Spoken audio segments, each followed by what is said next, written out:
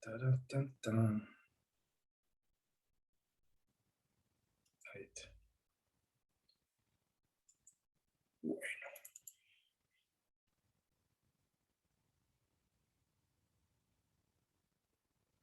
Param, pam, pam.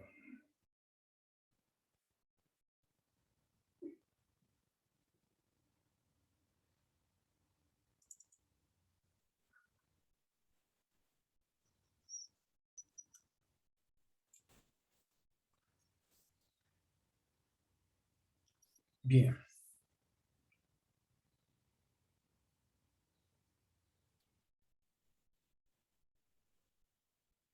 ¿Apareció? Sí, perfecto. Fenómeno. Bueno, los voy a correr para el otro lado ustedes.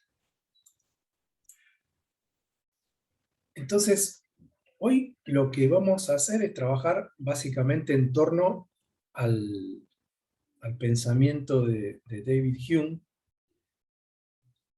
porque como les había comentado, digamos, no solamente es un antecedente importantísimo del mismo pensamiento de John Rawls, ¿no? Fíjense ustedes que Rawls, de alguna manera, reivindica tres fuentes fundamentales que son Rousseau, Kant y Hume, ¿no? En lo que tiene que ver con los grandes filósofos. Y de distinta manera, ¿no? Pero en el caso de Kant, lo que nosotros vamos a ver, hay una idea muy importante que es la prioridad del deber con respecto al bien. Esto significa que nosotros, en una sociedad pluralista, podemos tener diferentes ideas de qué sea lo bueno, y eso no tiene que significar que entremos en una guerra civil como durante las luchas confesionales, por ejemplo, ¿no? Sino que en la medida en que nosotros tengamos lo que Rawls llama una sociedad bien ordenada, una organización constitucional que nos contenga adecuadamente, eso que algunos filósofos como Hegel llamaban una eticidad mínima, una eticidad, digamos, y actualmente se habla de una eticidad mínima, digamos, ese continente de ese orden constitucional permite que se compartan diferentes concepciones de bien sin que exista ningún inconveniente. Siempre y cuando esas concepciones, digamos, de que sea lo bueno, no entren en contradicción con esa eticidad mínima. Y eso es algo que proporcionó Kant, además de la idea de razón pública, por supuesto, que reivindica, relabora John Rawls. Pero también, digamos, está el aporte russoniano, básicamente la idea de contrato, ¿no? La idea de contrato, pero también la idea de interés general. Y esta idea de interés general, ustedes saben, en Rousseau, está vinculada a otra idea que es la idea de voluntad general. La voluntad general es la voluntad que quiere el interés general. Lo que va a hacer Rawls es una reelaboración en términos de, no de voluntad, sino de razón pública. Entonces va a ser una reelaboración de la reelaboración que hace Kant de Rousseau. Ahora, lo que nos interesa hoy es la recuperación que hace Rawls de el pensamiento de Hume. Es una recuperación que hace en distintos textos, particularmente en un texto que es de mediados de la década de los años 50 del siglo XX, que se llama Dos concepciones de regla, ¿no?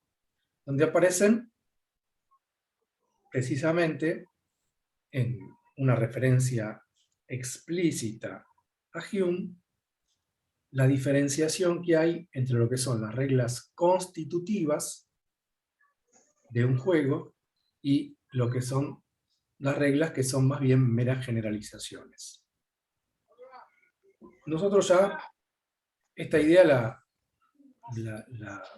la frecuentamos de algún modo. ¿Se acuerdan cuando ya desde las primeras clases hablamos de quiénes cooperan y quiénes compiten en un juego reglado como el fútbol, por ejemplo? Bueno, ahí aparecía ya la idea de reglas constitutivas, en este caso las reglas constitutivas de este deporte que es el fútbol, y la única forma de competir con los contrarios y de jugar el juego, habíamos visto que pasa por cumplir con las reglas de juego.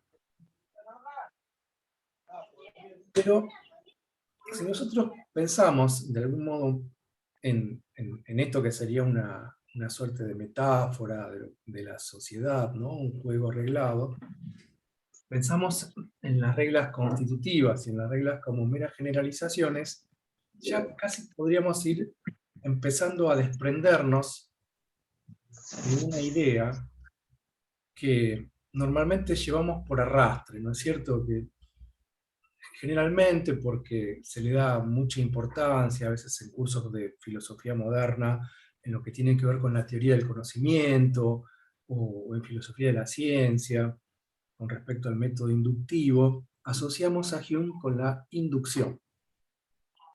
Y se comete a veces el error de pensar que las reglas que fundamentan una sociedad son inductivas. Nada más alejado que eso. Digamos, justamente lo interesante es ver en Hume que la fundamentación de las normas fundamentales, que son condición de posibilidad de cualquier sociedad, no son inductivas. No son inductivas. Pensar que son inductivas sería incurrir, como ya estuvimos viendo, en una falacia naturalista. Derivar el deber ser o la validez de estas normas fundamentales de la mera facticidad. Entonces, justamente, digo, para ir pensando esto, lo que podemos hacer es considerar que las reglas, en tanto como las llama Rawls en Dos conceptos de regla, texto que ustedes tienen citado, las reglas sumarias o generalizaciones, es así, podemos pensarlas inductivamente, pero no las reglas constitutivas. Pero no las reglas constitutivas. Ahora, para repasar un poco con lo que veníamos viendo, nosotros lo que habíamos adelantado es que el pensamiento de Hume, de alguna manera, nos empieza a permitir salir de los problemas del paradigma deductivo de la racionalidad. ¿Se acuerdan que habíamos visto que la racionalidad clásica o bien es considerada como deductiva, pero cuando tratamos de fundamentar unos valores o unos principios que estén en la base de un ordenamiento jurídico, entrábamos en el problema del que denominamos el trilema de Münchhausen. Si yo tengo que, y en la clase pasada estuvimos viendo cuál era la estructura lógica, ¿recuerdan? Los principios o los valores son siempre la premisa mayor. Y el problema es que en un razonamiento deductivo, lo que fundamenta es la premisa mayor, junto con una premisa menor eventualmente, y lo fundamentado es la conclusión. Entonces, los principios no pueden fundamentarse deductivamente, sin incurrir, ¿no es cierto?, en ir en un desplazamiento, ¿no? Un desplazamiento indefinido, por ir siempre buscando una premisa mayor, ¿no? O en una circularidad lógica, o como suele ocurrir, digamos, esto, si se quiere más aplicable, el desplazamiento al infinito a la racionalidad deductiva aplicada a los sistemas matemáticos, pero cuando hablamos del derecho, en general, del derecho, digamos, en términos de filosofía del derecho, de buscar unos fundamentos, en general encontramos este tipo de estructura. Este tipo de estructura que consiste en detenerse en un punto arquimédico. Y este punto arquimédico puede ser tanto la hipótesis fundamental que vimos en eso que llamamos una teoría estructural del derecho, sintáctica del derecho, como a ustedes les parezca, de Kelsen, pero también aparece un punto arquimédico en concepciones decisionistas, como la de Carl Schmitt. Aparece una voluntad que, como ustedes saben, Schmitt recupera del pensamiento hobbesiano, una voluntad que es la que establece, de algún modo, fundacionalmente, el orden jurídico, por un pacto de sujeción, por la forma que sea, cuyo análisis en este momento no tiene mayor interés, ¿no? Pero también, a veces, simplemente habíamos visto, se le da un contenido en este tipo de estructuras arquimédico-deductivas, se le da un contenido también decidido a ese fundamento del orden jurídico. Es decir, no solamente hablamos de el fundamento en términos de la voluntad que lo funda, que lo instituye, sino también en cuáles son los valores que hay o que establece esa voluntad como a la base de ese orden constitucional.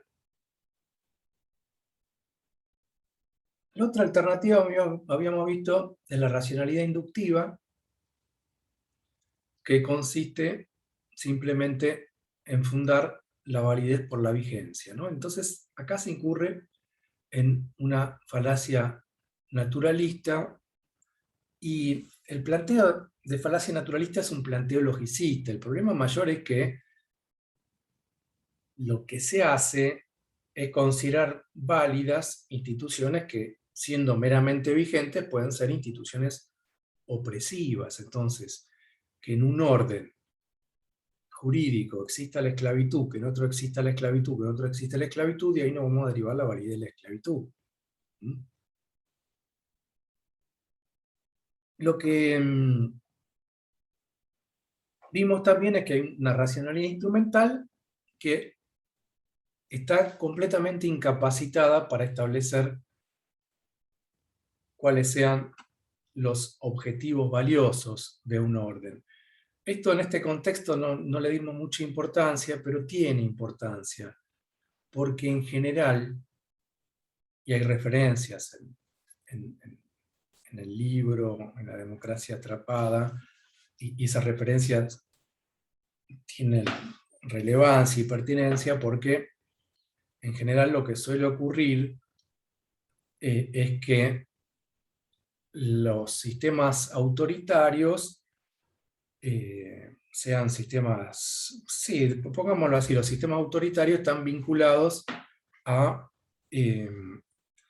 un tipo de racionalidad y un tipo de dominación tecnocrática que pretende o establece la pretensión de determinar científicamente qué objetivos son valiosos, ¿no es cierto? Típicamente esto es algo que ocurre en la economía, entonces aparecen tipos que vienen a decirnos cuáles son los objetivos valiosos, supuestamente desde su experticia, y la realidad es que su experticia es completamente incapaz de determinar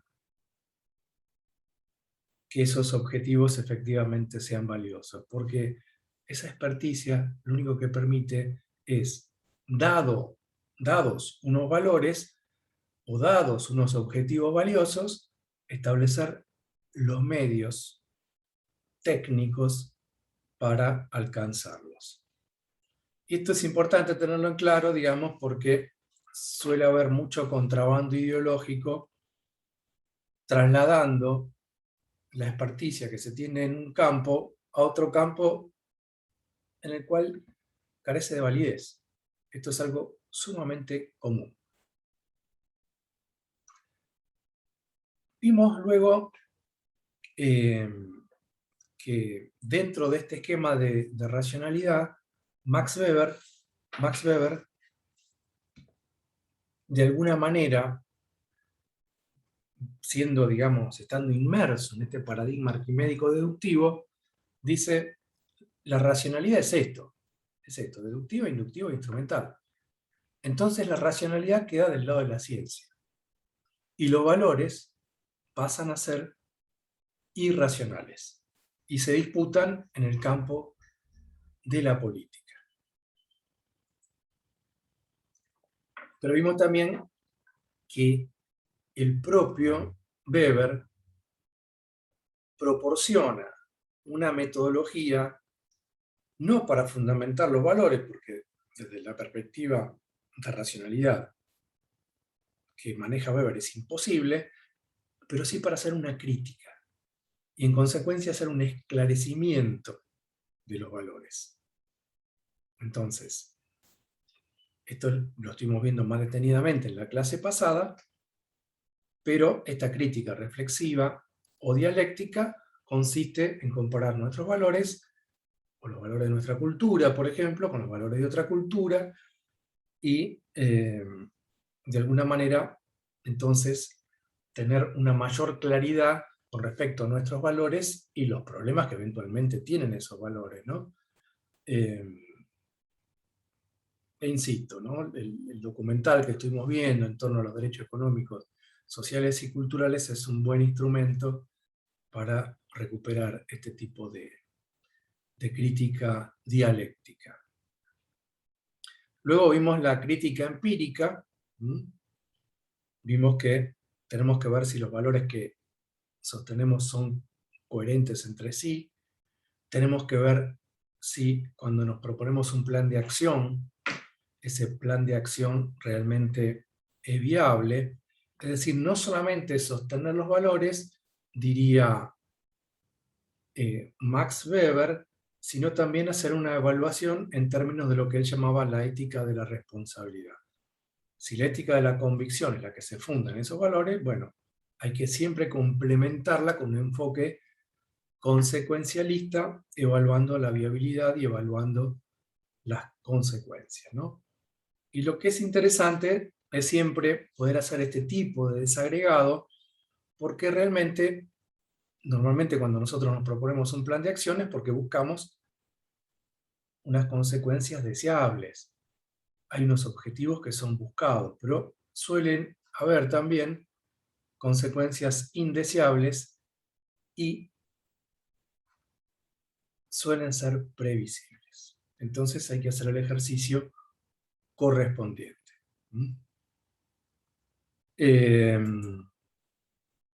Lo que vimos nosotros es que, digo, para tener otro elemento más con el cual confrontar, es que esta racionalidad, en términos de lo que podríamos llamar una cierta justicia distributiva, a lo más que llegó es a plantear la mejora paretiana potencial. Básicamente esto es una reivindicación del pensamiento neoliberal, es una reivindicación particularmente llevada a cabo por James Buchanan, y lo que plantean es que una economía en crecimiento es un juego de suma positiva.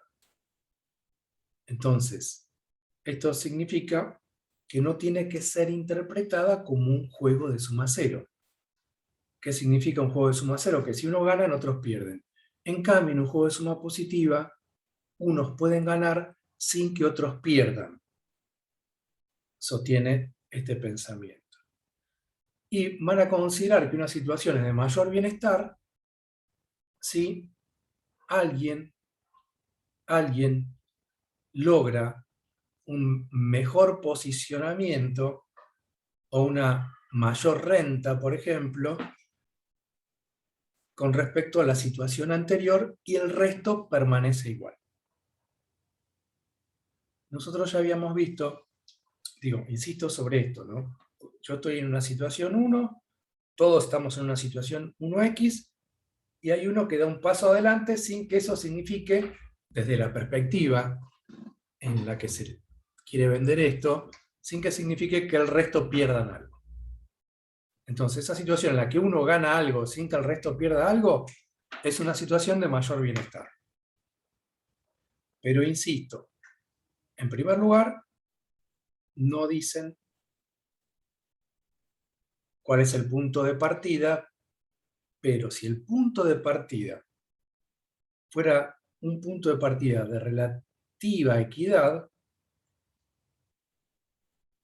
el problema puede desembocar, como vimos en torno al pensamiento de Rousseau, en que se desate un proceso de enorme desigualdad.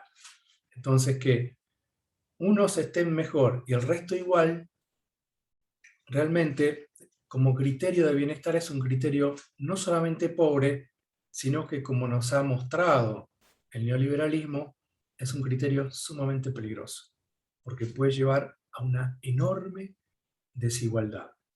Y como nosotros estuvimos viendo, y tenemos que recuperar para ir pensándolo, integrándolo,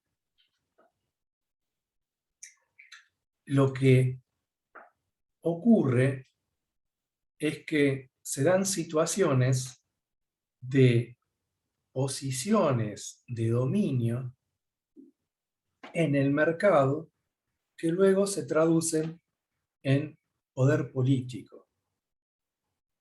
Pero ya las propias posiciones de dominio en el mercado, como nos consta, como lo estamos viviendo cotidianamente, pueden llevar a una situación sumamente opresiva. Opresiva en el sentido que vimos también en las primeras clases, en el sentido de que una de las peores de las coerciones es la pobreza. El hecho de no poder acceder a la satisfacción de las necesidades básicas. Entonces, está claro que estos planteos son pobres porque, digamos, es pobre la misma racionalidad, digamos, de la que parte, pero además son sumamente peligrosos. Son sumamente peligrosos porque terminan encubriendo situaciones que, como estuvimos viendo, ya el propio Rousseau denunciaba, ¿no es cierto? Hay dos tipos de desigualdad, una natural, somos todos desiguales porque tenemos cualidades diferentes, pero esa desigualdad no es suficiente para establecer una dominación de unos sobre otros y menos aún una opresión. El problema está cuando, dice Rousseau, aparece el mercado, unos son poseedores, otros son desposeídos, y esto se empieza a transformar en un aumento de la desigualdad artificial o social, ricos, pobres, y después la necesidad de un régimen político que, de alguna manera, garantice el statu quo de aquellos que tienen privilegios.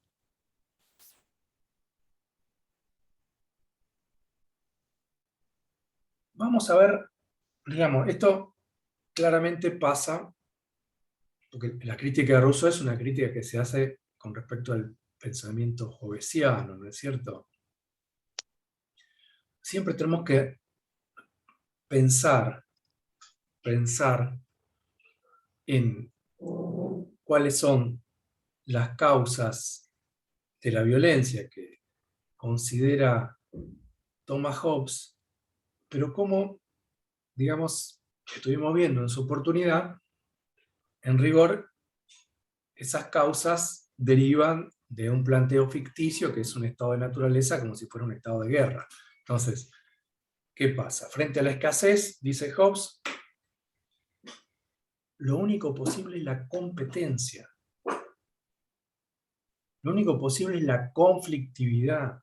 La clase y vean Y no nos podemos poner de acuerdo en ese estado de naturaleza, que es una lucha de todos contra todos, que todos estamos en riesgo permanente de muerte violenta. No nos podemos poner de acuerdo para decir, bueno, nos desarmamos, entramos en una situación de pacificación porque nos conviene a todos, comprendemos racionalmente que nos conviene a todos, porque desconfiamos. Y acá, insisto, y retomamos cuestiones que estuvimos viendo antes, cuando estuvimos viendo la matriz hobbesiana de la cultura, el problema es que esto conduce no solamente a una matriz de pensamiento que no encuentra otras alternativas que la competencia, la conflictividad, la desconfianza, sino que además, insisto, da lugar a un orden de un poder concentrado, que sería el único que está en condiciones de garantizar la pacificación de la sociedad. Y frente, así como el pensamiento de Rousseau en el discurso sobre el origen de la desigualdad entre los hombres, es una crítica enorme del pensamiento hobbesiano, el pensamiento de Hume también es una crítica enorme del pensamiento y de la matriz hobbesiana, ¿no? Ustedes saben, Rousseau y Hume fueron amigos. Fueron amigos durante un tiempo hasta que se convirtieron no en archienemigos, sino que básicamente Rousseau, que era bastante paranoide, se convirtió en archienemigo de Hume, pero comparten algunas cuestiones que son interesantes, ¿no? De todas maneras, lo que vamos a meternos es en el propio pensamiento de Hume, que denuncia. Acá yo les pongo solamente una cita, pero ustedes tienen en el otro texto otras citas de las investigaciones sobre la filosofía moral. Pero acá en el tratado habla o se refiere al pensamiento de Hobbes como un cuento de monstruos.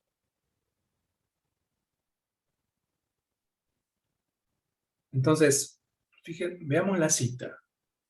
Para formar una sociedad no solo es necesario que ésta resulte ventajosa, sino que los hombres se den cuenta de estas ventajas. Ahora bien, es imposible que solamente a fuerza de estudio y reflexión hayan sido capaces los hombres, en su estado salvaje e inculto, de alcanzar ese conocimiento. Esta referencia es claramente una crítica al estado de naturaleza hobbesiano, y menos aún que hombres en estado salvaje puedan alcanzar ese nivel de reflexión, ¿no? Y sigue, existen con todo otras peculiaridades en nuestro temperamento natural y en las circunstancias externas que resultan altamente inconvenientes y aún contrarias a esa unión que se estima necesaria. Nosotros vamos a ver, en la próxima clase, ustedes lo habrán leído ya, vamos a ver, disculpen que, un minuto.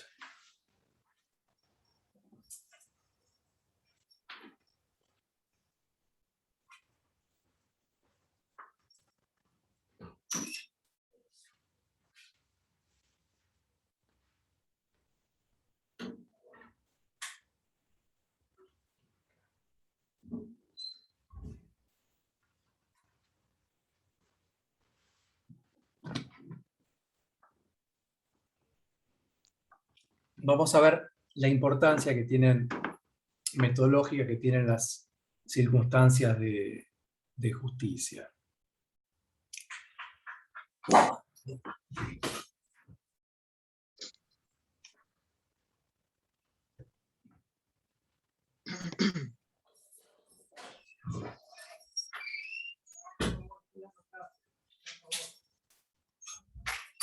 No, está bien.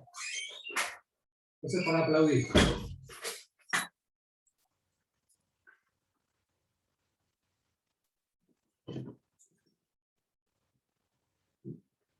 Bueno, estamos en las circunstancias de justicia. Y sigue, que vamos a retomar en la clase que viene para seguir el hilo. Y dice, de las peculiaridades entonces de nuestro temperamento natural, dice, puede decirse con justicia que la más considerable es el egoísmo. Soy consciente de que hablando en general, se ha exagerado en demasía al explicar esta cualidad. Las descripciones que ciertos filósofos gustan hacerse de la humanidad a este respecto se hallan tan alejadas de la naturaleza como cualquier cuento de monstruos que podamos encontrar en fábulas y narraciones. Aun cuando resulte difícil encontrar una persona que ame a otra más que a sí misma, es con todo igualmente difícil encontrar a alguien en quien sus afecciones benévolas, tomadas en conjunto, no superen al egoísmo, ¿no? Y ustedes habrán leído otros textos en los que directamente se refiere a Mr. Hobbes y al pensamiento de Mr. Hobbes en torno a descripciones similares a esta que realiza en este apartado del tratado.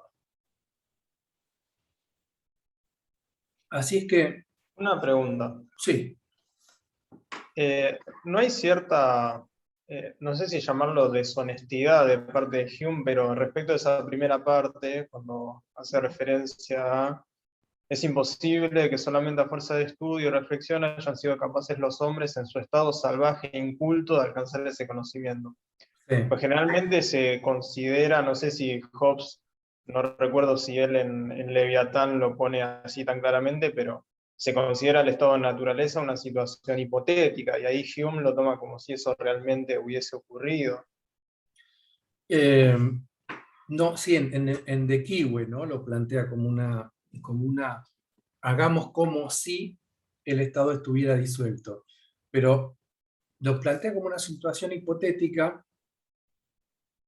como una ficción, un como si, pero después, cuando empieza a dar cuenta de cómo sería ese estado de naturaleza, lo que está planteando realmente es justamente a ese ser rapaz y asocial que constituye, como decía Leo Strauss, el estrato más profundo de la mentalidad moderna, es decir, un tipo egoísta, un tipo egoísta. Y esas descripciones que aparecen en los textos hobbesianos son lo que está criticando Hume. Yo la verdad no veo que haya ninguna deshonestidad, ¿no? Sería una cuestión de agarrar los textos y ver cuáles son efectivamente las descripciones que hace Hobbes del hombre en estado de naturaleza.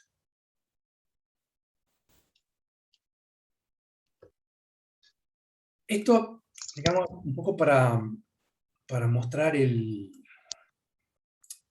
efectivamente viene a plantear un pensamiento que se contrapone. En rigor, el pensamiento de Hume se contrapone al contractualismo en general, porque él considera que, como vamos a ver, y como ustedes ya habrán leído, que el contrato en todo caso es una situación institucional posterior.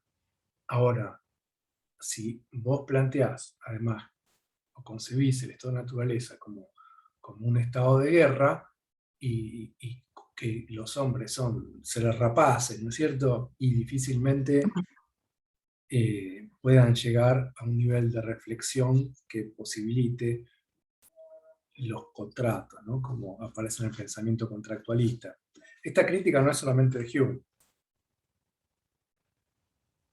Ahora, ubiquémonos ya yendo al núcleo de la cuestión, ubiquémonos en este texto. Este texto es central. Es central.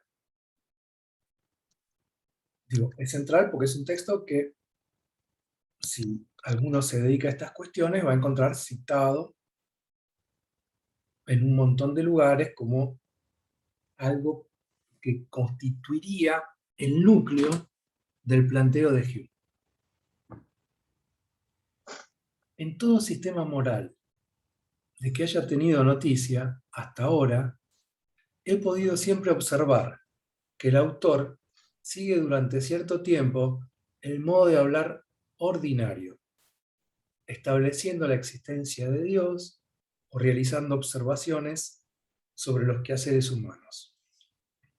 Y de pronto me encuentro con la sorpresa de que, en vez de las cópulas habituales de las proposiciones es y no es, no veo ninguna proposición que no sea conectada con un debe o un no debe. Este cambio es imperceptible, pero resulta, sin embargo, de la mayor importancia. En efecto, en cuanto a que este debe o no debe expresa alguna nueva relación o afirmación, es necesario que ésta sea observada y explicada y que al mismo tiempo se dé razón de algo que parece absolutamente inconcebible. A saber, cómo es posible que esta nueva relación se deduzca de otras totalmente diferentes.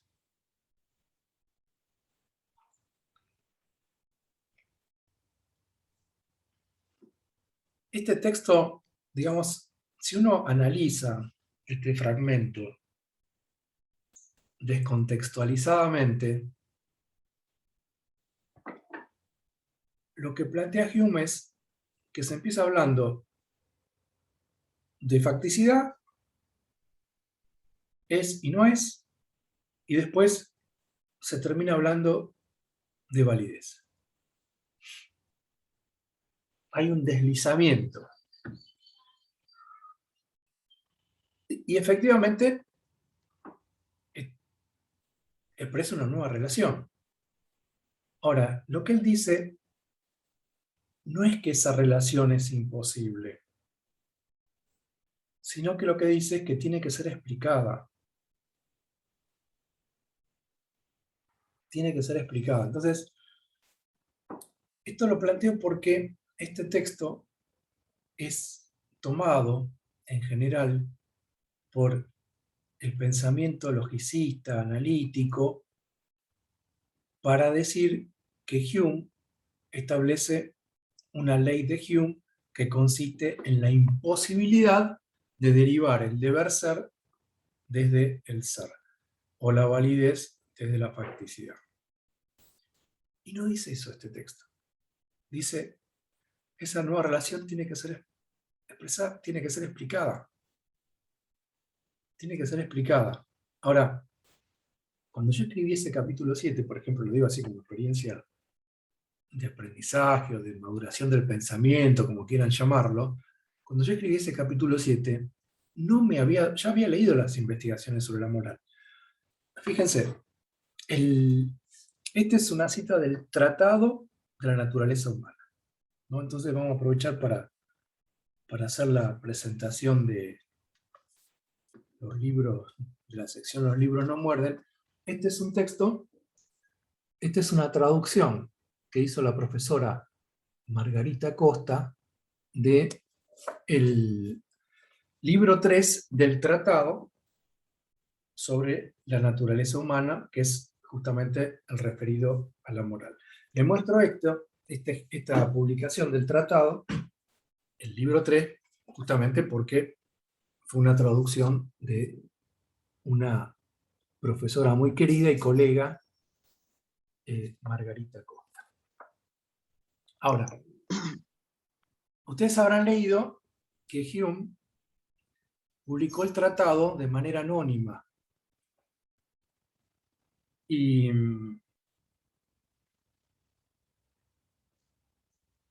una vez que, digamos, recibió las críticas de un libro que vino a revolucionar el pensamiento filosófico, claramente, hizo reelaboraciones y después entonces publicó la investigación sobre los principios de la moral, que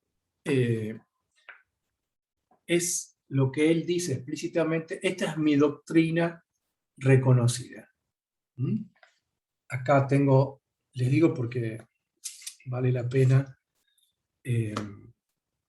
un colega, Marcelo Mendoza Hurtado, hizo una traducción que se publicó en Prometeo y la Universidad de Quilmes de este libro, ¿no? De la investigación sobre los principios de la moral, que yo no utilicé porque es posterior a esta elaboración. Y es un libro realmente que vale la pena, es del año 2015.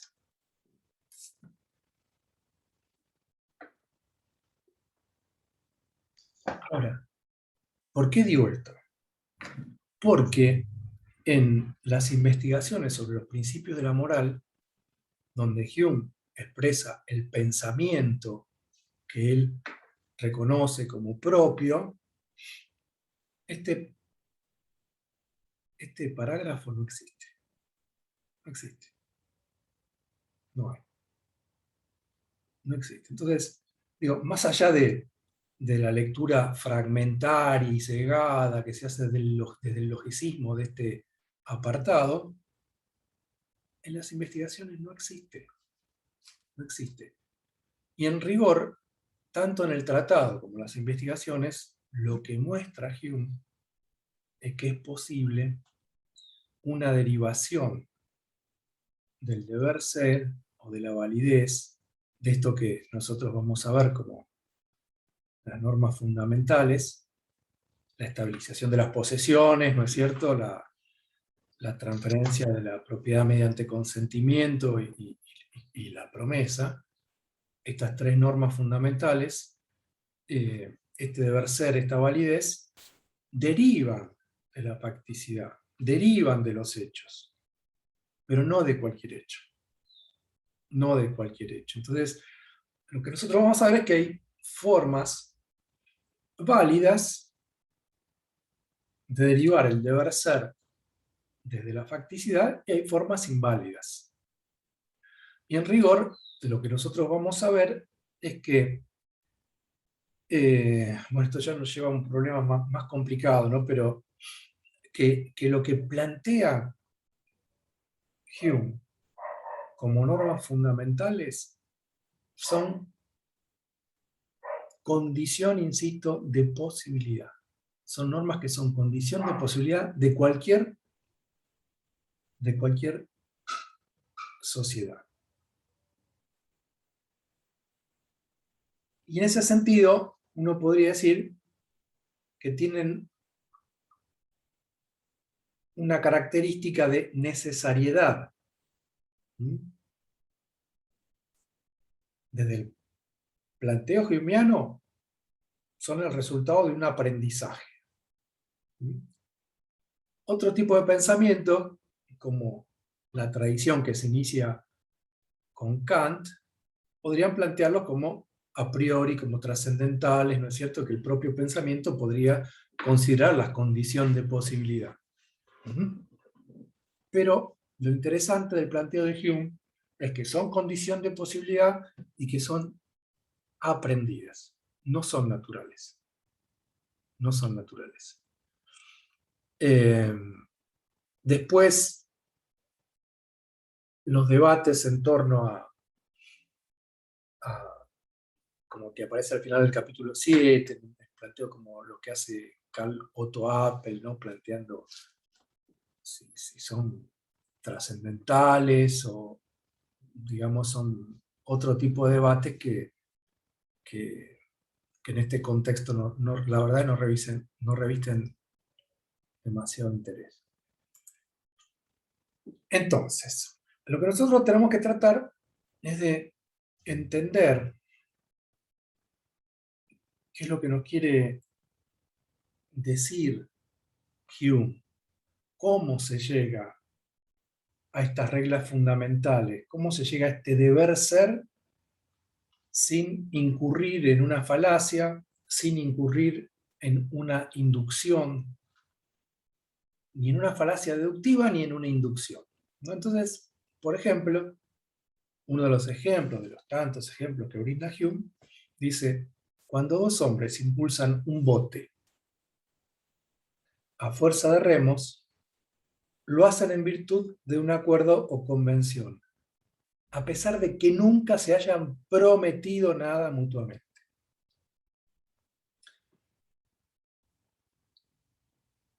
Si nosotros nos subimos a un bote, ¿no es cierto? Esos botes de la regata, esos que hay en el Tigre,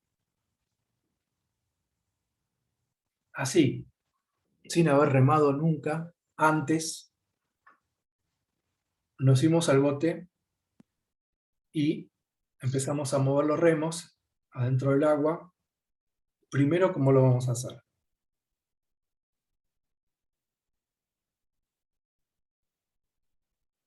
Pregunto. ¿Coordinadamente o descoordinadamente? Como podamos. Como podamos. Y Agustín, ¿vos pensás que va a ser, vamos a salir así todos remando prolijito, coordinadamente de una? No. Además, las pistas en el Tigre están llenas de mugre, así que va a costar un montón.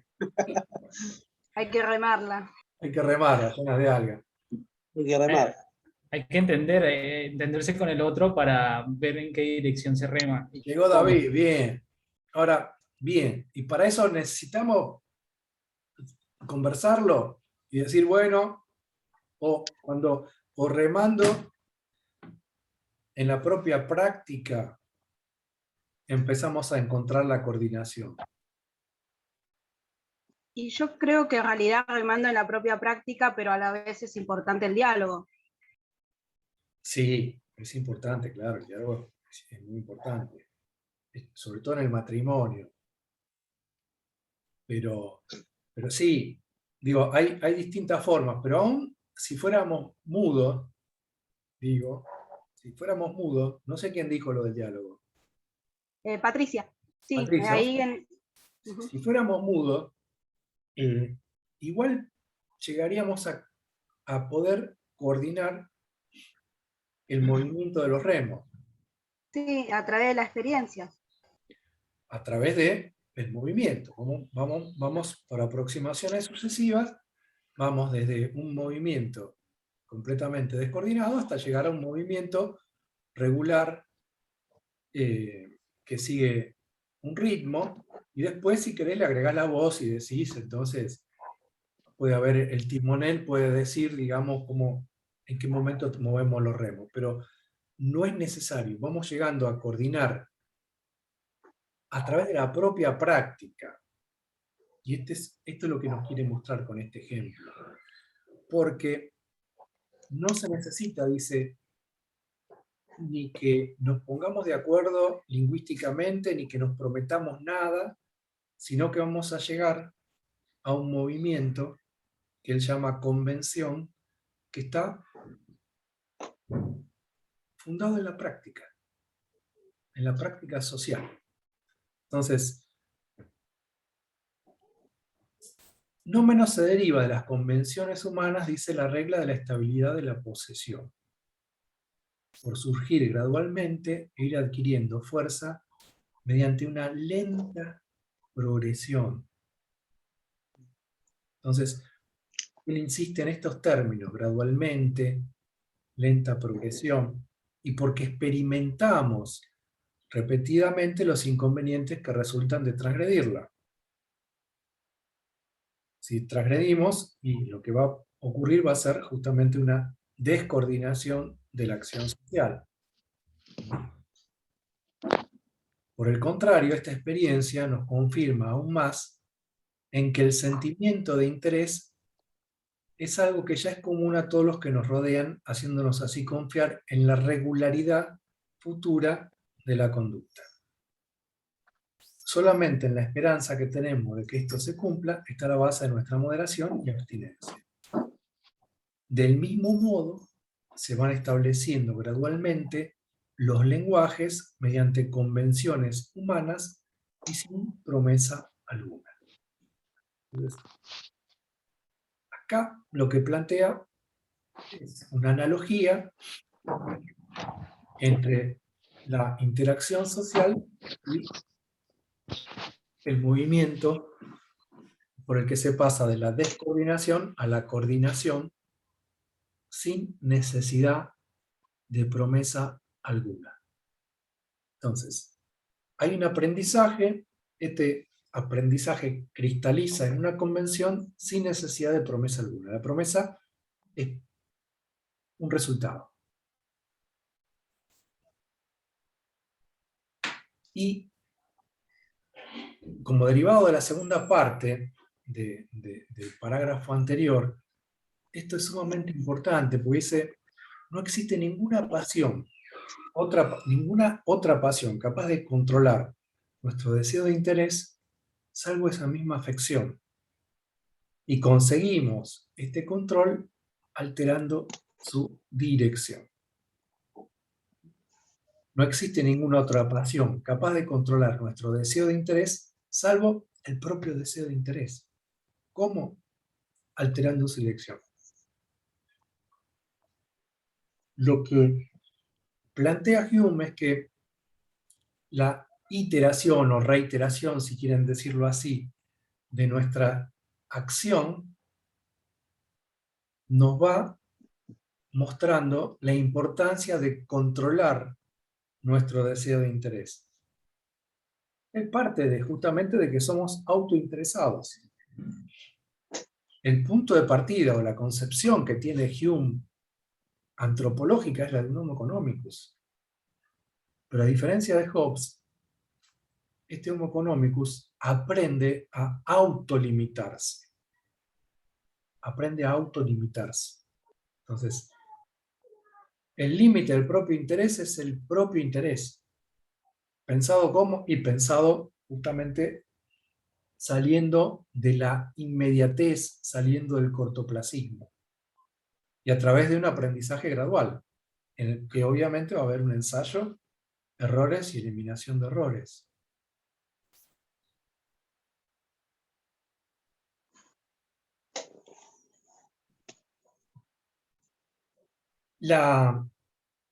Entonces la primera institución que surge es la estabilización de las posesiones. Es la estabilización de las posesiones. Una forma de garantizar entonces que haya previsibilidad es que nos demos cuenta de que tenemos que respetar las posesiones de los otros para que los otros respeten nuestras posesiones.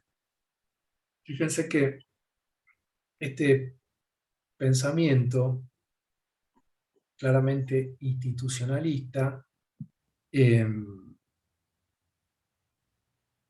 tiene, como plantea Deleuze, tiene una preeminencia de aquello que es instituido a través de las prácticas sociales con respecto a aquello que es el derecho positivo. El derecho positivo es un resultado posterior. Y si es posible el derecho positivo, es porque primero hay una institución, que es la institución de la promesa, y esa institución de la promesa posibilita que existan los contratos, que exista también el contrato social, y a partir de ahí se construya el derecho positivo. Pero todas las reglas del derecho positivo son subsidiarias de estas instituciones básicas que se construyen gradualmente, que son resultado de un aprendizaje y que son condición de posibilidad de cualquier sociedad. La estabilización de las posesiones, la promesa y la transferencia de las posesiones mediante consentimiento, ¿no? Ustedes tienen en el texto del capítulo 7, tienen todo una referencia al pensamiento institucional de Schmitt. En todo caso, yo les digo, les pido que lo dejemos para luego, pero lo que resulta interesante, por lo menos señalar, es que Schmitt, de quien apenas vimos algunas referencias, porque no fue el eje de esta cursada, porque priorizamos el problema del derecho a la comunicación, Schmitt supera el decisionismo a través de un planteo institucionalista. Y esto es relevante. Esto es relevante porque si uno se fija o lee el capítulo 8 de La democracia atrapada, básicamente es un debate contra autores decisionistas contemporáneos que reivindican el decisionismo de Carl Schmitt. ¿Y por qué es relevante? Y porque el propio Schmitt había superado ese pensamiento decisionista, ¿no? Pasaba a ser un momento el decisionismo, un momento no en su pensamiento, sino en todo caso en la dinámica jurídico-política. Y el institucionalismo, ustedes habrán leído, que pasa justamente, en primer lugar, por ese momento de estabilización de las posesiones. Por eso que se llama la toma de la tierra, la toma originaria y la distribución originaria de la tierra. Y esto es relevante porque, digamos, son varios los autores que hacen referencia a la toma originaria y la distribución originaria de la tierra como fundacional de los órdenes jurídico-políticos. Por supuesto que hay diferentes formas de toma y distribución de la tierra, y en función de eso, uno podría decir que si se puede vincular el pensamiento institucional de Hume diacrónicamente con el pensamiento institucional de Schmitt, el pensamiento institucional de Schmitt sigue siendo un pensamiento de un orden jurídico, político, contingente, y en consecuencia, por más que él diga que en la expresión nomos basileus hay que leer más bien una expresión del tipo la politeia o la constitución de Aristóteles y no el imperio de la ley concebido positivamente, sin embargo, el pensamiento schmittiano sigue incurriendo de alguna manera en una falacia naturalista, porque lo que hace es decir o remitir al orden jurídico actual, a un orden jurídico primigenio, pero con instituciones contingentes, con una distribución contingente de la tierra, y no pensando a esas instituciones como condición de posibilidad de cualquier orden jurídico y moral. ¿Y por qué digo esto? Porque en el pensamiento de Hume, estas instituciones que son condición de posibilidad no tienen que leerse desde una perspectiva contingente, en el sentido de que el pensamiento económico de David Hume era un pensamiento liberal y defendía en los escritos económicos una teoría de la propiedad liberal. La teoría de la propiedad liberal de Hume es una forma posible de la estabilización de las posesiones. Pero los escritos económicos de Hume no hay que entenderlos en el sentido de que esa forma de la propiedad es la única forma de la propiedad. Cuando en las investigaciones sobre la moral o en el tratado se refiere a la estabilización de las posesiones, ahí adentro puede meterse cualquier sistema de propiedad, cualquiera. Porque lo importante es la estabilización de las posesiones. Eso es lo importante. Si en un periodo histórico es de tal manera, fenómeno. Si en un periodo histórico es controversial y hay luchas al respecto, pero tiene que haber un reconocimiento de la estabilización de las posesiones como condición de posibilidad de la sociedad. Bueno. Una pregunta. Sí. Esas instituciones básicas previas al derecho positivo, entonces, ¿sería aquello designado por este sentido primitivo de la palabra nomos en griego, según el análisis de Schmitt? Pues no me había quedado claro esa primera parte en relación al sentido del nomos. Lo que dice Schmitt, él digamos, lo plantea en distintos libros, pero básicamente el central en esto es el libro El Nomos de la Tierra.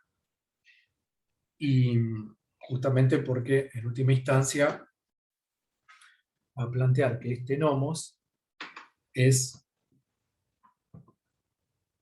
digamos, una derivación de una fundación originaria basada en la toma y distribución de la tierra. Lo que dice es que ese momento originario justamente es un momento instituyente que da lugar a una forma determinada de propiedad y que entonces ese orden instituido es anterior a cualquier regla derivada. Por eso nomos no se debe entender meramente como regla, sino que se debe entender como institución. Después las reglas van a ser una derivación de ese orden.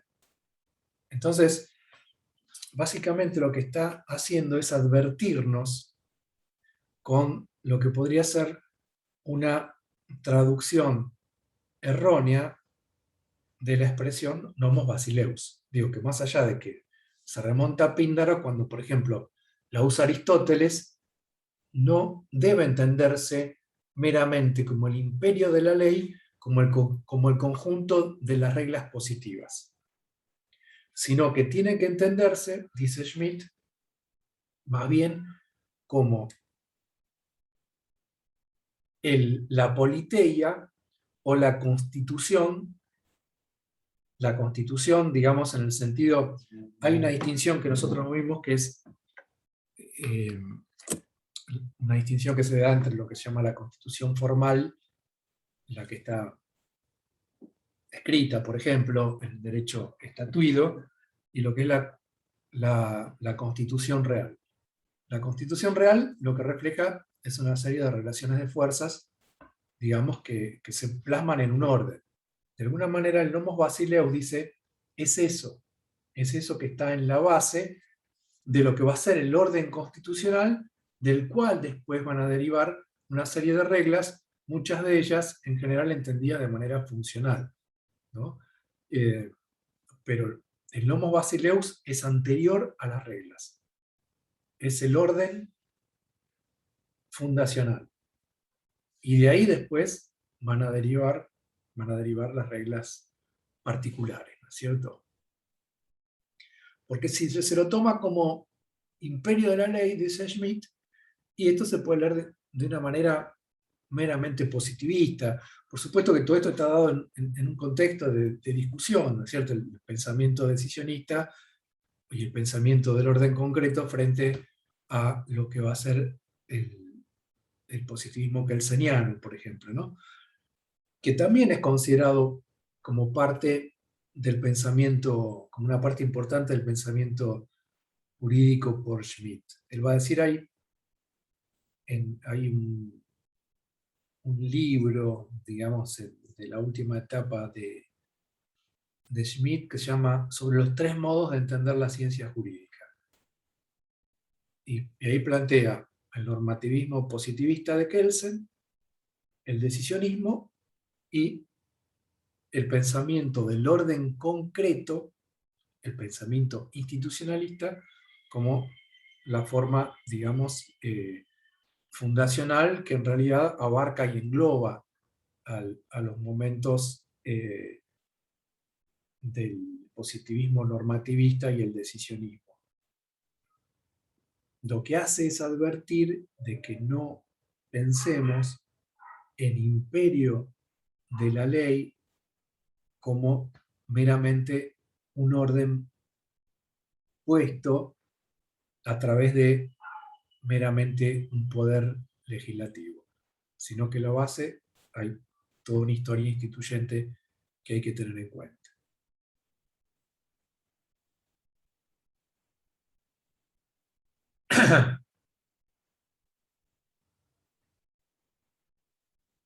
Volviendo entonces a estas normas, la estabilización de las posesiones, la promesa, dice, son invenciones humanas basadas en las necesidades e intereses de la sociedad. De acuerdo con esto, después de haber prestado yo algún servicio, una vez que el otro se encuentra en posesión del provecho resultante de mi acción, se ve inducido a cumplir su parte porque prevé lo que ocurriría si rehusara. Acá hay un que no sé, tengo que ver la cita. Insisto, entonces, acá hay el planteo que hace Hume, es un planteo hecho desde lo que sería un aprendizaje gradual. Una iteración, o si quieren decirlo, una reiteración de comportamientos que van decantando en estas normas fundamentales.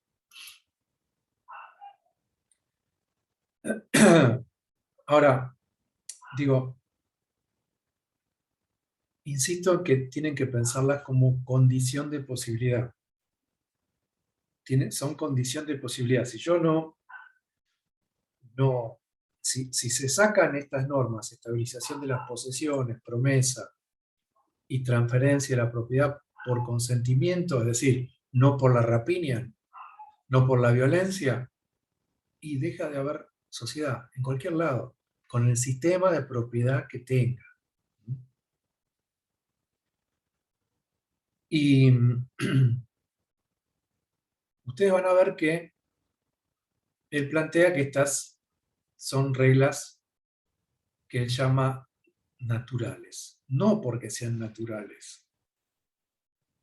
Está claro, y acá creo que no está la cita correspondiente, pero él se ocupa de decir que nos parecen naturales porque se remontan al principio de los tiempos, pero no son naturales, son aprendidas, son artificiales, son construidas.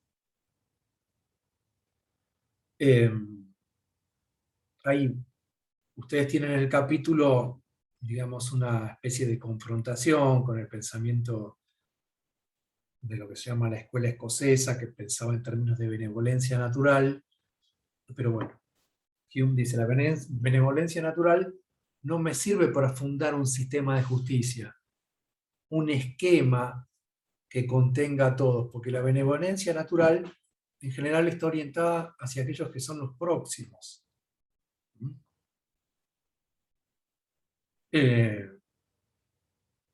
Aunque a los hombres les sea posible mantener una pequeña y inculta sociedad sin gobierno, sería imposible que mantuvieran una sociedad del tipo que fuera sin justicia y sin observancia de las 3 leyes fundamentales. Estas leyes son, por consiguiente, previas a la función del gobierno y se suponen obligatorias antes que los hombres hayan siquiera pensado en el deber de obediencia a los magistrados civiles.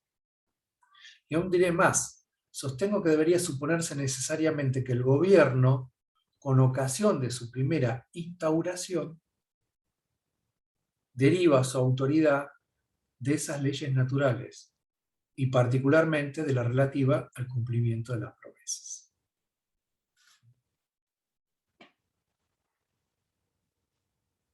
Y esto es así, y va a aparecer aclarado en otros apartados, porque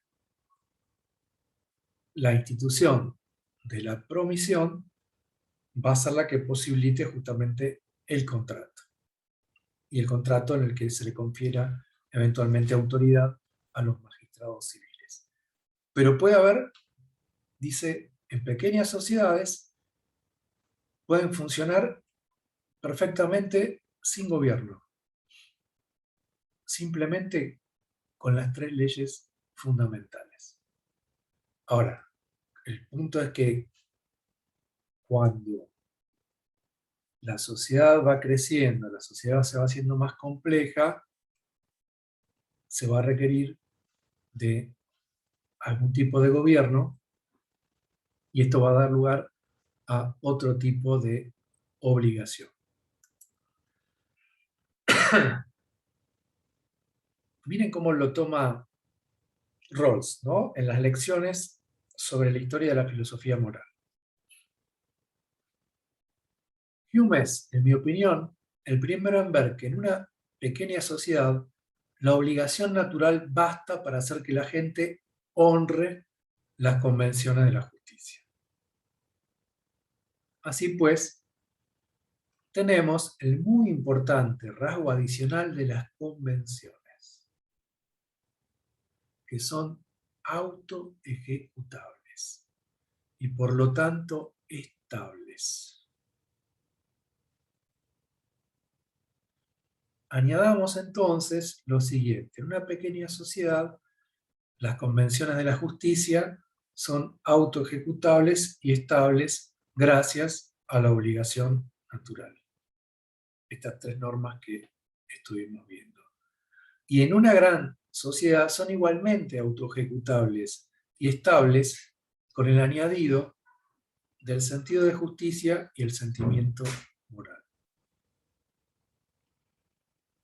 Lo que va a plantear Hume, y retoma Rawls, es que cuando nuestros sentimientos, nuestro sentido moral por el cual nosotros aprobamos o desaprobamos algo, es derivado de las convenciones o las 3 normas fundamentales que estuvimos viendo.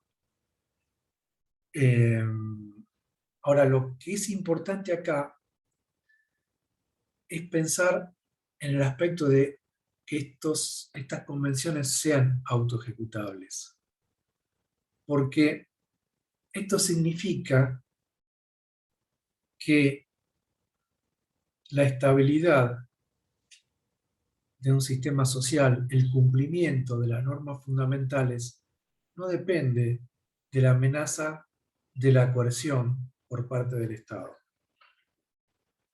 Y menos aún por el ejercicio de la coerción por parte de un soberano. Este pensamiento, digamos, este pensamiento institucionalista, lo que está indicando es que no se requiere de un poder ilimitado para que la sociedad funcione. Porque la propia sociedad fue aprendiendo la importancia de estas instituciones fundacionales. Ahora, el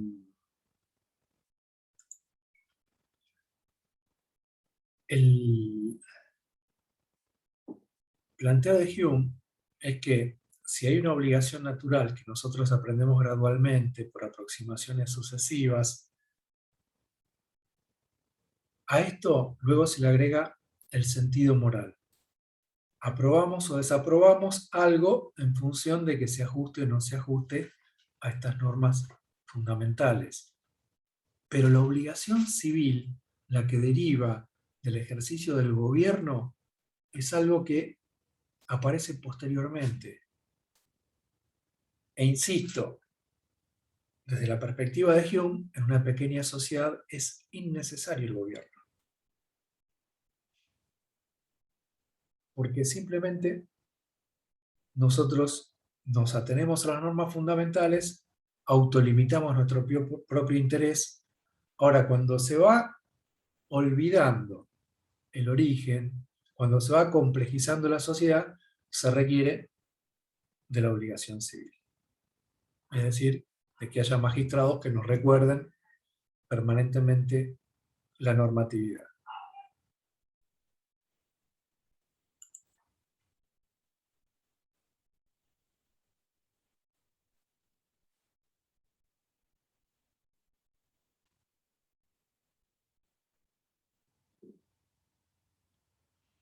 Esta es una, digo, son citas que resultan interesantes porque empiezan a, de alguna manera, a asociar estas cuestiones, ¿no? de la sociedad y de la organización de la sociedad con analogía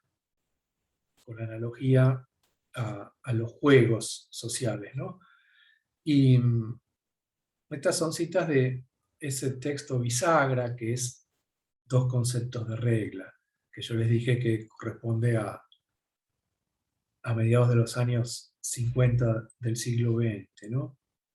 Entonces dice, se pueden dar razones válidas, utilitaristas a favor de que el ajedrez o el béisbol están bien como están, o en pro de que se deberían cambiar determinadas cosas, pero el jugador no puede apelar a tales consideraciones en el juego como un motivo para proceder a su manera.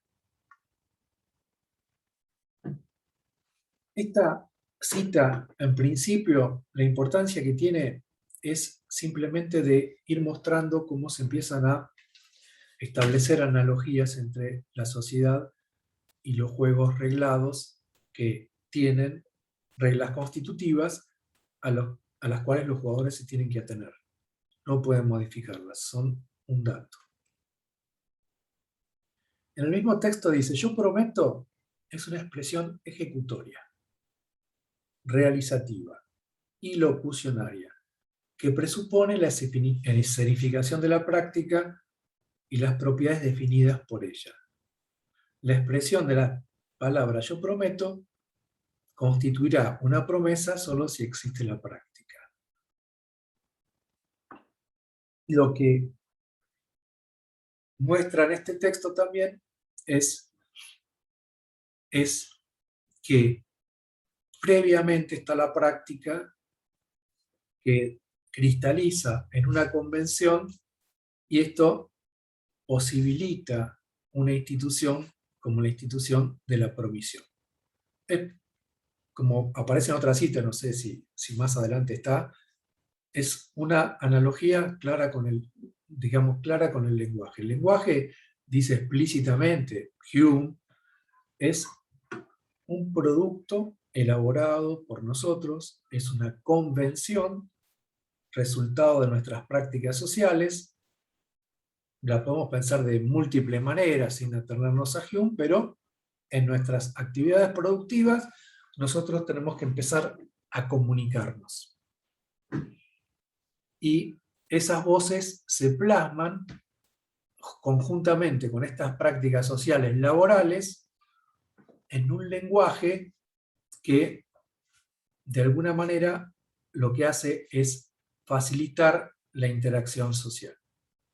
Pero es una construcción de la misma manera que son una construcción estas instituciones como la promisión o la estabilización de las posesiones. Acá yo prometo, constituirá promesa solo si existe la práctica, significa que este hecho, el hecho de yo prometer, constituirá promesa solo si existe la regla constitutiva. Entonces nos vamos moviendo hacia lo que en el lenguaje contemporáneo es la distinción entre un hecho común de lo que es un hecho institucional. Un hecho institucional es un hecho definido por una regla constitutiva. Si yo digo gol,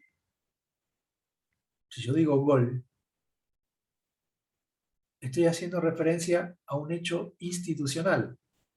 ¿Qué es un gol? ¿Cómo describiríamos un gol en el fútbol?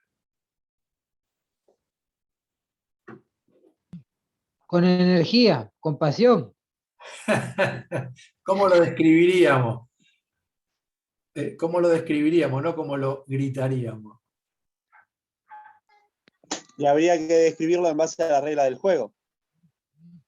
¿Y en qué consiste?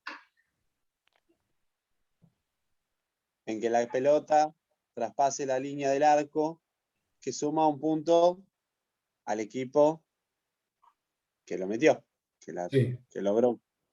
está bien. Entonces, el hecho físico es una pelota atravesando una línea. Tiene que pasar completamente la línea, ¿no?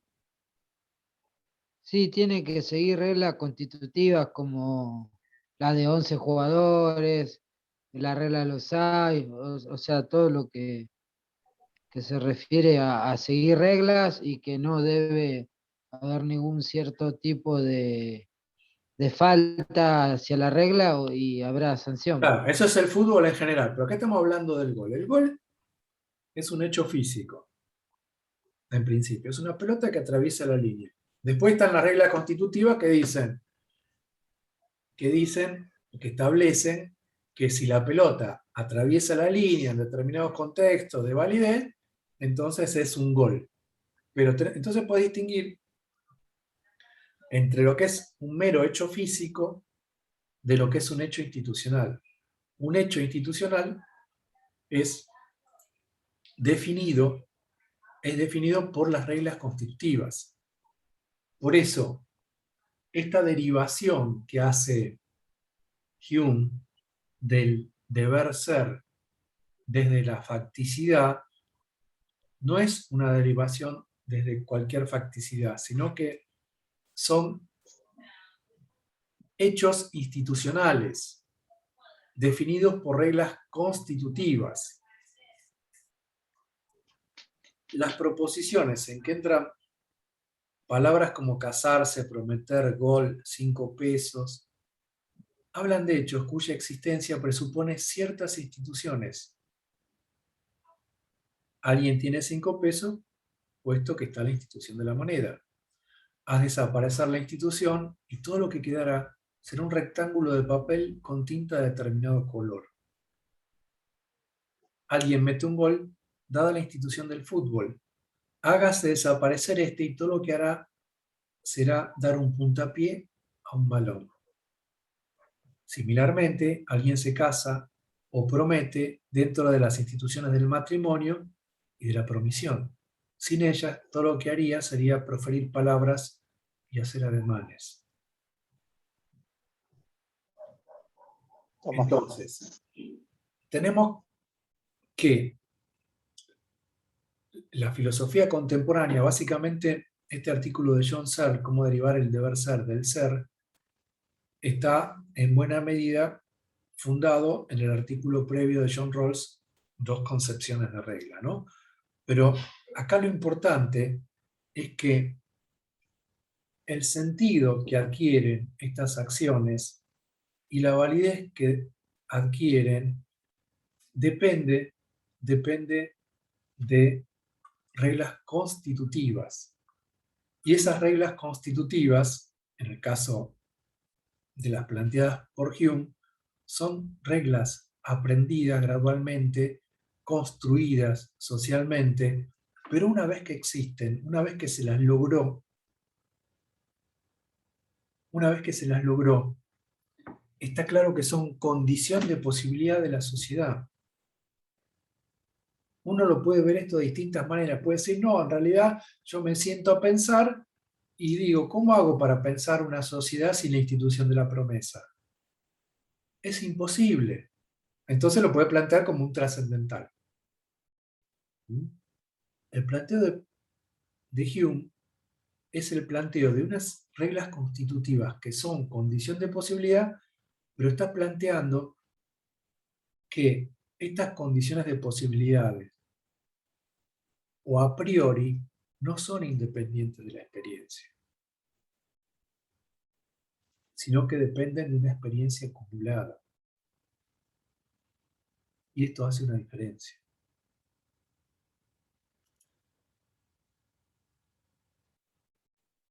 Acá tenemos un cuadro que lo que hace es organizar todo esto. ¿A usted le sirve que yo le pase estos cuadros? Bueno, este cuadro creo que está por ahí. Digo, donde se articulan los diferentes aspectos, ¿no? Pero lo que me interesaría ver para conectar con la clase que viene, no sé qué me pasa, que estoy bastante inconexo, no sé, debo tener algún cortocircuito neuronal. ¿Y cómo recoge, cómo recupera esto Rawls en un párrafo de una teoría de la justicia que es fantástico y que de alguna manera da cuenta de todo lo que venimos hablando? Lo que dice Rawls es: he dicho antes que al hacer una promesa invocamos una práctica social y aceptamos los posibles beneficios que produce. ¿Cuáles son estos beneficios? ¿Y cómo opera esta práctica? Para responder a esta pregunta vamos a suponer que la razón de hacer una promesa es establecer y equilibrar pequeños esquemas de cooperación o un modelo específico de intercambios, transacciones. Y dice, el papel de las promesas es análogo al que Hobbes atribuía al soberano.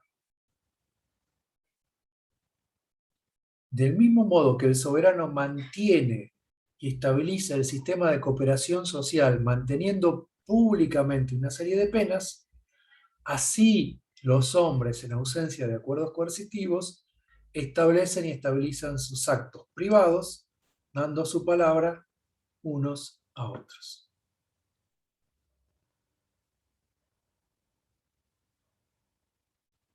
En este párrafo, lo que hace Rawls es mostrar que efectivamente hay dos paradigmas en torno a los cuales se puede construir una sociedad. Un paradigma como el de Hobbes, que requiere de la coerción, y un paradigma como el humeano, basado en la promesa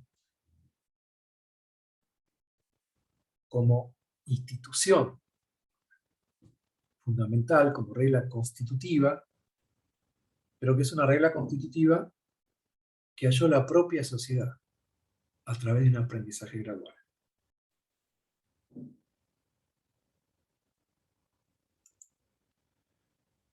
Vamos a salir de acá.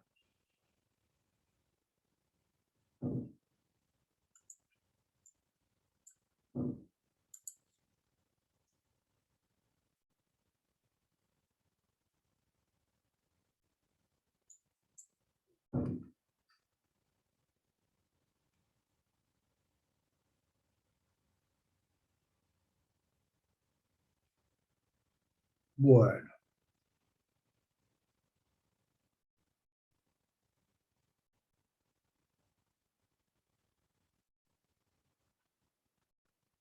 Les pido disculpas por la inconexión que tengo hoy, pero no sé por qué. Anoche dormí bien, no lo puedo atribuir a nada.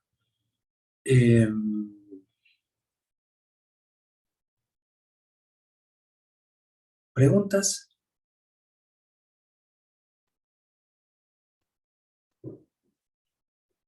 Nesuna, no hay ninguna pregunta. Yo tengo una. Dale. ¿Hay alguna definición en el Tratado de la Naturaleza Humana acerca de la justicia? Porque por algunos de esos pasajes que vos citabas, yo pensaba que Hume entiende la justicia como la observancia de esas tres leyes fundamentales. ¿Puede ser que vayan por ahí?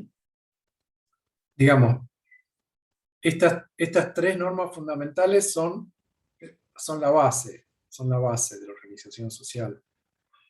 Después, lo que resulta importante, y lo que vamos, en realidad, esto que vos estás preguntando lo vamos a ver en la clase que viene, cuando empecemos a comparar más el pensamiento de Hume con la propuesta de Rawls en términos metodológicos. Pero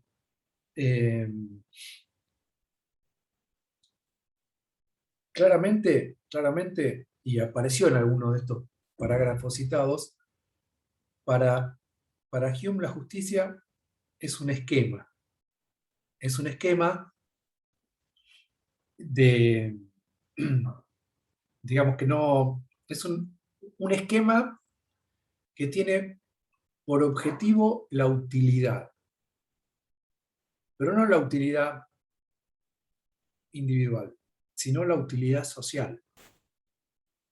Entonces, él va a considerar, y esto va a dar lugar, bueno, justamente una corriente bien interesante del utilitarismo, que concibe el utilitarismo no en términos de utilidad individual, sino que va a considerar que la utilidad de la sociedad está dada por un esquema de reglas que posibilite el bienestar de los diferentes miembros de la sociedad. Entonces, a veces podemos pensar que alguna regla aplicada a una situación particular no resulte justa porque le genera algún perjuicio o no le brinda un beneficio a un individuo determinado. Pero lo que se va a plantear es que no podemos pensar nada más que en términos de la justicia, en términos de beneficio o perjuicio a un individuo particular, sino como un esquema total. Lo que va a brindar el beneficio o el perjuicio va a ser ese esquema en tanto posibilite un mayor bienestar del conjunto de la sociedad, aunque en algún caso particular sea en detrimento de algún individuo, ¿no? En un caso puntual. Hume da ejemplos de esto. Por ejemplo, yo puedo pensar que si hay una situación que me la acuerdo así, más o menos, Francisco, es como si fuera que a un tipo que es padre de familia le embargan determinados bienes porque tiene que pagar una deuda. Entonces, uno si lo piensa así, abstractamente, dice, uy, encima le tiene que pagar una deuda a un tipo que es rico. ¿No? Si uno lo piensa así abstractamente, dice, uy, esto es injusto, ¿no? Pero lo que dice, lo que hace a la equidad es que exista un sistema de estabilización de las posesiones en función del cual el conjunto de la sociedad se beneficie, más allá de que en un caso particular pueda parecer inequitativo. El planteo de la justicia va a ser así, va a ser particularmente en términos de una mayor utilidad, de manera tal de que los miembros de la sociedad puedan puedan, digamos, acceder a mayores bienes, ¿no?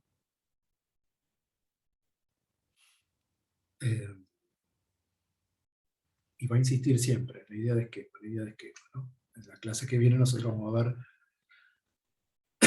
vamos a retomar de alguna manera esa cita en la que asimila la justicia a una suerte de bóveda, ¿no? En términos arquitectónicos, en la cual los distintos ladrillos se sostienen recíprocamente, ¿no? Siempre va a ser planteado como un esquema. Y esto va a ser, de alguna manera, recuperado y bueno, complejizado y hecho un poco más interesante, si se quiere, por el pensamiento de Rawls, ¿no? Lo que nosotros tenemos que tener en cuenta acá es que es posible una fundamentación de normas que están en la base digamos, de la organización jurídico-política sin recurrir a la inducción, sin recurrir a la deducción, ¿no? Este es un aporte que es sumamente importante. Y además que son condición de posibilidad. Son condición de posibilidad. Después, bueno, cada uno tendrá su línea filosófica, o pensar que, qué sé yo, siempre están estas discusiones. El pensamiento kantiano y su concepción trascendental de las condiciones de posibilidades es superadora de una concepción empirista. Bueno, son todos temas controversiales, filosóficamente hablando, ¿no? Para muchos, bueno, el hecho de que se pueda pensar esto como condición de posibilidad independientemente de cualquier experiencia, le daría la razón a Kant, por ejemplo, y bueno, hay otros que pensamos que en realidad todas las categorías en última instancia, incluidas aquellas vinculadas con la justicia, son el resultado de un aprendizaje. Después podemos pensar, ¿esto hace alguna diferencia o no hace una diferencia? Que sean el resultado de un aprendizaje empírico. Pero bueno, eso se los dejo para que lo piensen ustedes.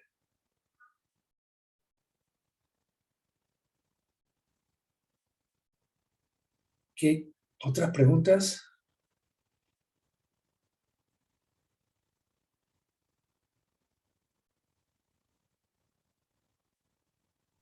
Bueno, yo otra que no me quiero ir mucho por las ramas, tal vez concierne más a la teoría moral de Hume. Pero vos mencionabas recién, y también está en el capítulo 7, acerca de esta idea que ahora no recuerdo si era una crítica que alguien le hacía a Hume, en el sentido de que nuestro supuesto interés por los otros se reduce únicamente a un círculo más o menos cercano, ¿no? Yo hace poco, en las vacaciones de invierno, leí las investigaciones sobre la moral. Igual hice una lectura, digamos, no muy académica, no subrayé muchas cosas, pero ahora leyendo el capítulo 7 fui a releer algunos pasajes, y en la edición que yo tengo hay un apéndice a las investigaciones que se llama sobre el amor propio, y donde él retoma la idea de algunos filósofos, entre los cuales pone a Hobbes y Locke, que sostienen que todo interés por el otro en definitiva se reduce a un interés propio, pero él se distancia de esa posición, y si mal no recuerdo termina aludiendo como a un cierto sentimiento universal de benevolencia para con el otro, más allá del amor propio que también existe. Entonces, ¿podría haber ahí alguna mutación del pensamiento de Hume, o ya aparece también eso en el tratado, que yo la parte sobre la moral no lo leí, y tal vez eso es una crítica no muy acertada? No, me parece que, te digo la verdad, yo creo que esto es indecidible para en términos de, digo, más bien pensaría en la relevancia que tiene, ¿no? Si efectivamente, como vieron que hay una cita que nosotros hicimos en la que dice, cuando se refiere al pensamiento del monstruo jovesiano, que, en la cual supuestamente nadie querría más a los demás que a sí mismo, y en la misma cita dice, pero si tomamos nuestras afecciones en conjunto, la benevolencia supera esto, ¿no? Así que en la propia cita vos tenés esa tensión, Ahora, ¿es relevante eso desde una perspectiva, de la perspectiva de la teoría de la justicia que funda Hume? Que lo que prime sea el autointerés, después hay que ver cómo se interpreta el autointerés, porque el autointerés no es solamente el autointerés, sino que es también la autoestima. Es decir, no es mi propio interés egoísta, sino que es mi autoestima, ¿no es cierto? Pero eso igual en última instancia, en el contexto de la teoría de la justicia que funda Hume, hace que esa distinción no tenga demasiada importancia, porque lo que en última instancia vamos a hacer es atenernos a esas reglas constitutivas, más allá de una motivación egoísta o de una motivación benevolente, ¿no? Yo sé que la estabilización de las posesiones es algo que tiene que funcionar, que la transacción de las propiedades mediante consentimiento tiene que funcionar, que tengo que cumplir las promesas, más allá de cuál sea la motivación que tenga. Porque aprendí que eso es lo que resulta conveniente como esquema general para el conjunto de la sociedad, pero también para mí mismo. Entonces, lo importante acá es que ese aprendizaje gradual lo que posibilita justamente es la autolimitación del propio interés. Entonces, si el problema es el egoísmo, el propio interés, no el autointerés, en términos de egoísmo, bueno, aprendo a autolimitarlo, y esta autolimitación que aprendí se expresa en estas reglas constitutivas.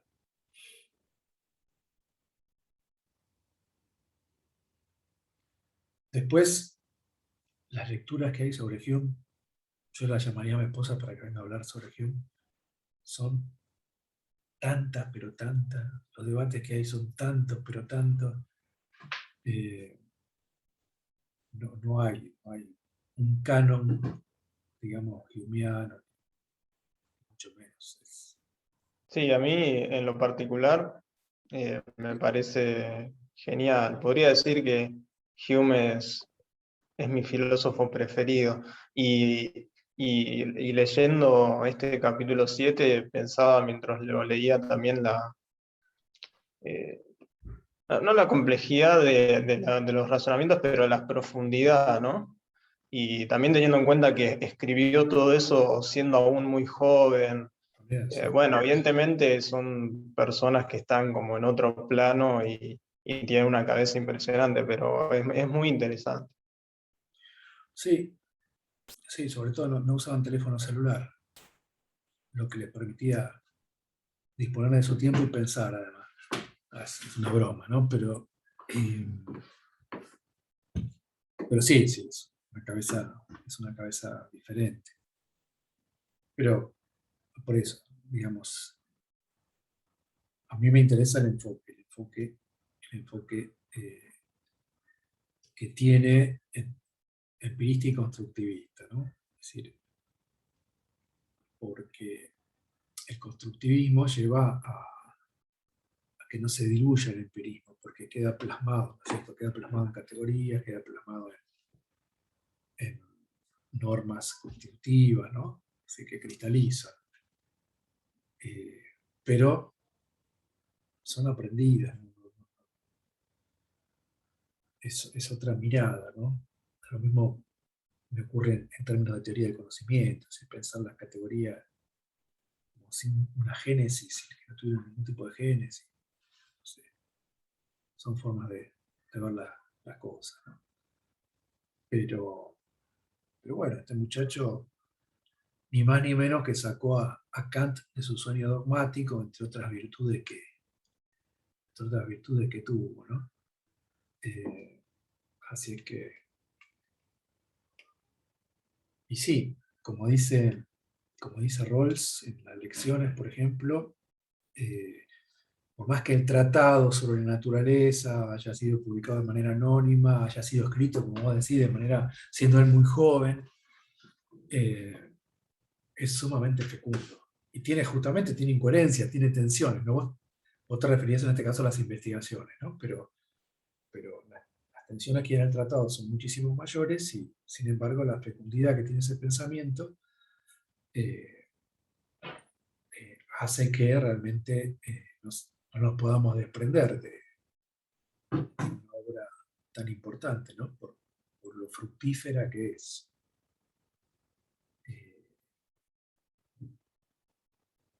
Pero bueno, entre la benevolencia y el interés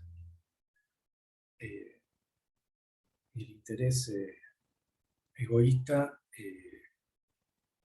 insisto, desde una perspectiva de la justicia no parece como algo relevante, ¿no? Lo que está claro es que, diría yo, su teoría de la justicia, como él mismo lo dice explícitamente, no deriva de la teoría justamente de la benevolencia natural, sino que es una respuesta contra la teoría de la benevolencia natural, que era la que sostenía la escuela escocesa, su maestro Hutchinson, ¿no es cierto? Porque, a su juicio, como estuvimos viendo, resulta insuficiente. En cambio, partiendo del egoísmo, vos podés llegar a la autolimitación de tu propio interés. Y plasmarlo, insisto, en estas 3 reglas constitutivas. La cual, digamos, más allá de la gestación o del planteo genético que haga Hume, claramente la más importante de todas es la institución de la promesa.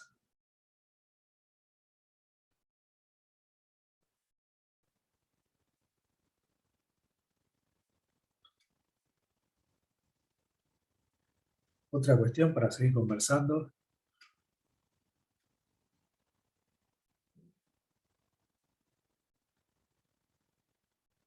Les pido entonces que lean el otro texto que teníamos sobre la influencia metodológica de Hume en Rawls, así nos metemos ya en el pensamiento de Rawls el lunes que viene, ¿sí? Bueno. Bueno. Nos vemos el lunes entonces. Dale, buen fin de gracias. Hasta Gracias, luego. profe. Buen fin de- Igualmente, hasta luego.